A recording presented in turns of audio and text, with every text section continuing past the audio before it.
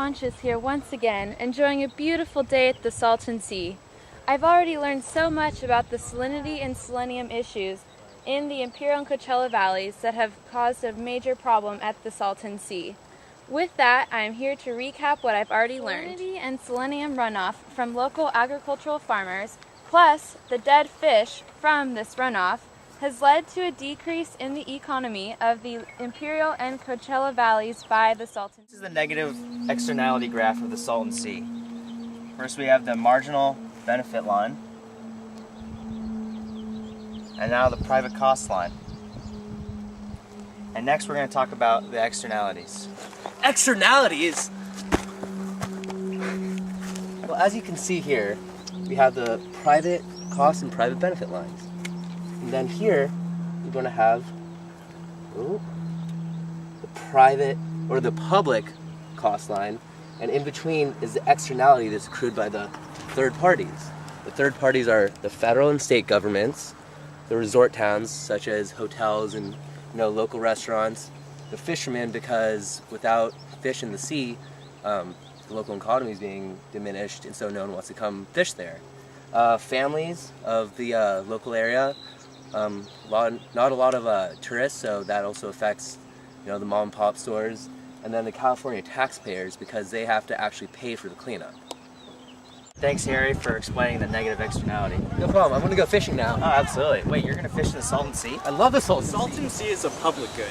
That means that it's non-excludable and non-rival. Non-excludable means that everybody can consume it equally. Non-rival means that any amount of people can consume it at the same time, and it doesn't diminish the amount of utility that it has for each person. It also has no diminished marginal cost for each amount of people, or for every additional person that uses it. The only problem is, I still don't understand aggregate demand. Oh, aggregate demand? I got that. Well, as you can see, there are three marginal willingness to pay curves. So for person A, they're willing to pay a certain amount to reduce the contamination by a certain amount. Same goes with B and C. So the aggregate curve is basically the sum of their marginal willingness to pay. For example, 100 for person A, $100 for person B, $100 for person C, comes out to $300 for person, or for the aggregate demand, which means to reduce it to 4 parts per thousand, they're willing to pay a total of $300 combined. Wow, that's amazing. Harry's Conscious here once again. I really do love fishing in the Salton Sea, but I wish it was a lot cleaner so I could actually enjoy my time out here with Adam. I know I've learned how it's a negative externality and all the things that affect that, and that it's a public good, but I don't get why no one's done anything about it. What is the solution to the Salton Sea externalities? Guys, I found the Salton Sea Restoration Project program. So what policies did you find on the Salton Sea? I found this policy about the Salton Sea Authority Board that they presented. Well, how much is that going to cost the state and federal taxpayers? It's going to cost $2.2 billion, which is a pretty hefty price. That's a lot of money.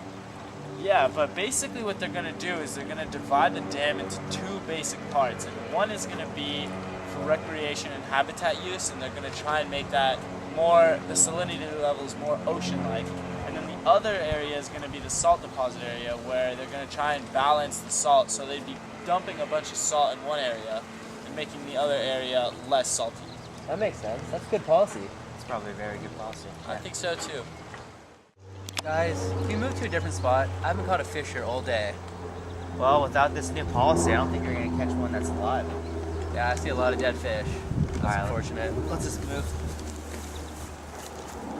So Lee, can you tell us some more about this policy? Because it isn't just going to be the lakes split in two, is it? No, they're actually doing a lot of stuff on it. Basically what I came up with is they're going to build a water treatment facility, and it's basically going to be used to remove and destroy all the selenium and hydrogen sulfide, all the ammonia that's really in the lake, and it's going to make the lake more habitable for the fish. And then they're going to try and create new wetlands right next to the sea, which is going to basically increase the water quality.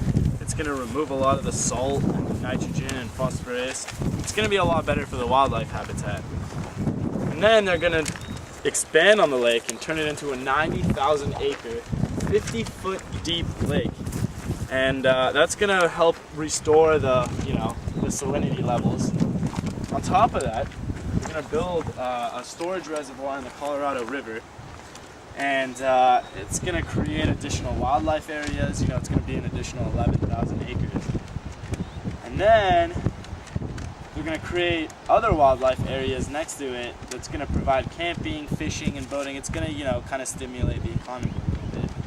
So it sounds like it's going to help out the third parties a lot, kind of reduce that negative externality. Hey Doug, do you want to meet up sometime later this week possibly and talk at Robert E. Kennedy about Salton Sea? I heard they have a lot of good material. Oh yeah, that sounds fantastic. Robert E. Kennedy Library is my favorite library ever. See you later, man. Later. Harry, what are you doing? I don't want to live anymore. I love the Salton Sea, and I don't get how Lee's plan is going to make any economic sense. Don't you dare jump. I don't want to live. Oh. Not too bad, huh? No, I guess not. Alright, let's go talk about abatement costs. Okay. I'm glad you didn't jump, Harry. Now I can show you the Salton Sea Restoration Project. I'm so sad. I love the Salton Sea.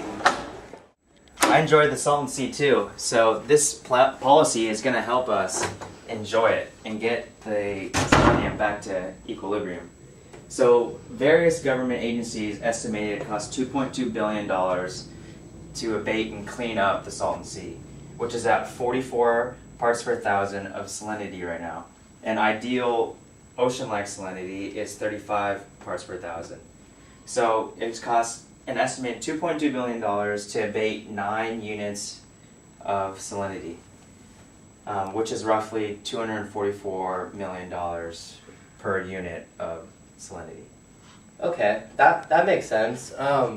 So I know selenium is a big problem too. Let me try and explain this graph. So if it's the same proportion as that graph, I know the project's going to clean up the salinity and selenium. So I guess over the 50-year period, or 113-year period, there's been 50 pounds a year, is that correct? Yeah, being dumped of runoff into the Salton Sea. Okay, so then that comes out to roughly 5,500 pounds. So if it's the same proportion that they're going to try and clean up, the new selenium levels are going to be roughly 4,500? Yeah, Okay. 20% less, just like in salinity. Okay, and so that makes sense. The 2.2 billion will help clean up the salinity and selenium issues and make the Salton Sea a lot more habitable. For wildlife, absolutely. That's optimal. So who's going to be affected if the state, federal, and local governments don't implement this project? Well, that's represented by the marginal damage curve, which is the red line, and basically the fish and tourists and local resorts. If they don't abate 9 parts per thousand and only abate 4 parts per thousand, put that line right there, and we'll go up, it's going to cost the third parties, the fishermen, the tourists, the local restaurants and hotels, more money than they already allocated $2.2 billion to get back to equilibrium. Shut the front door. Recycling. So farmers can recycle their water, and that would solve the Salton Sea problem. Ugh. But that would have so much cost put on the farmers. There's just... It doesn't seem like there's any other Pareto improving solutions. Every time that I find a policy, somebody is worse off. I guess... Ugh. That there's just nothing else.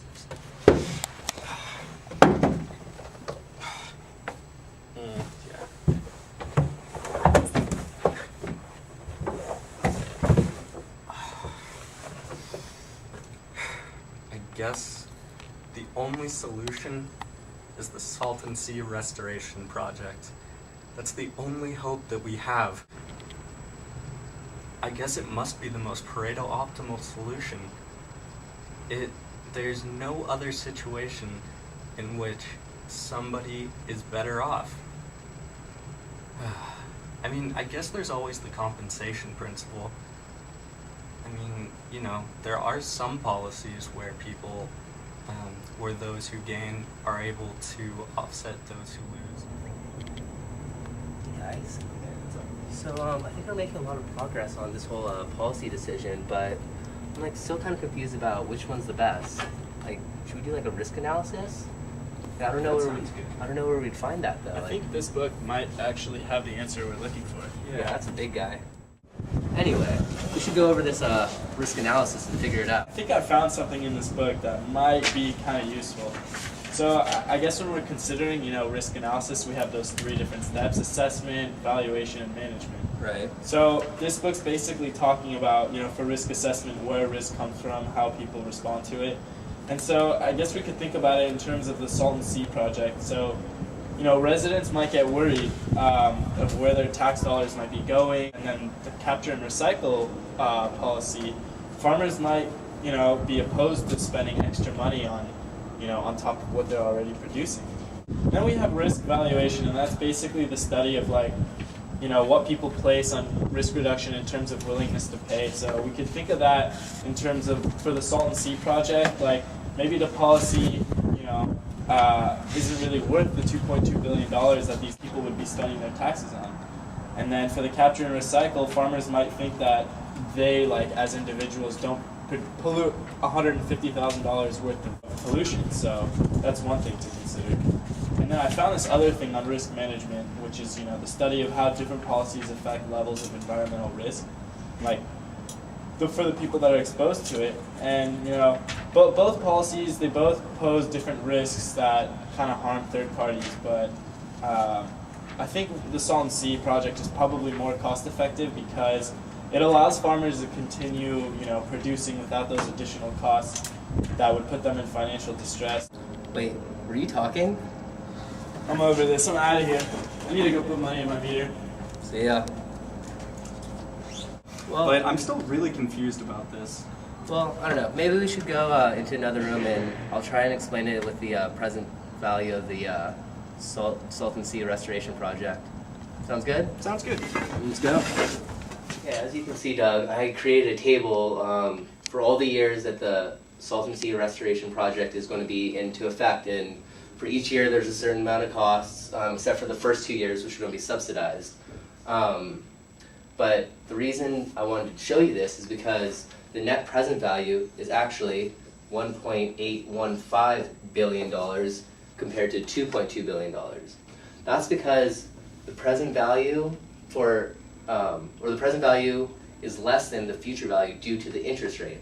I got this interest rate because inflation is supposed to average 3% per year over the 21-year period. So if you just plug in all these green numbers into the equation,